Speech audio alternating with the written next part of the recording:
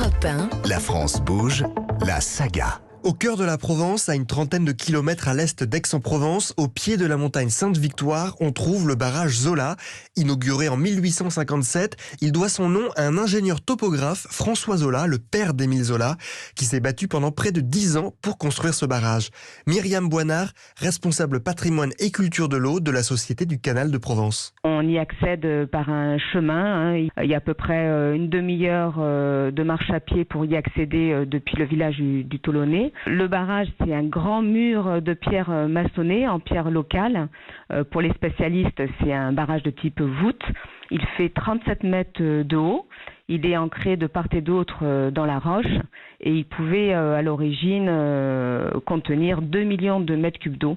Alors je dis bien l'origine parce que depuis il s'est rempli d'une hauteur de sédiments de plus de 20 mètres et il a perdu la moitié de sa capacité de remplissage. Ce projet, François Zola ne l'a jamais vu abouti. Il meurt quelques jours après les premiers coups de pioche en 1847. Alors les travaux seront considérablement ralentis faute de moyens.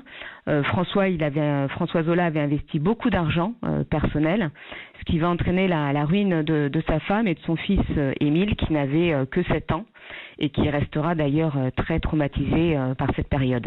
À la fin du 19e siècle, le barrage sert à alimenter Aix-en-Provence en eau potable, mais il avait aussi une vocation industrielle, puisque bien avant l'électricité, il servait à apporter de l'énergie aux nombreux moulins dans la plaine d'Émile. Le barrage Zola était en 1850 le barrage voûte en pierre le plus haut de son temps.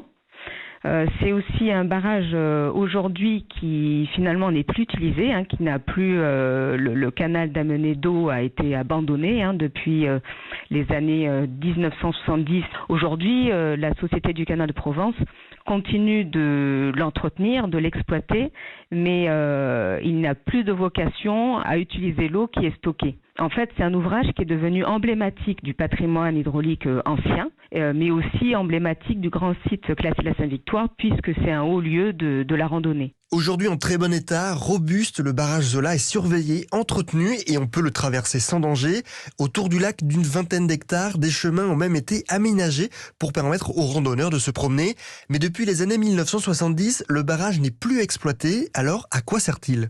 Et alors, on ne peut pas dire qu'il ne sert plus à rien du tout, puisqu'il se trouve juste en aval immédiat du grand barrage de Bimont, qui est lui en pleine exploitation, qui fait 85 mètres de haut, qui stocke plus de 40 millions de mètres cubes pour desservir toute la région entre Aix et Marseille.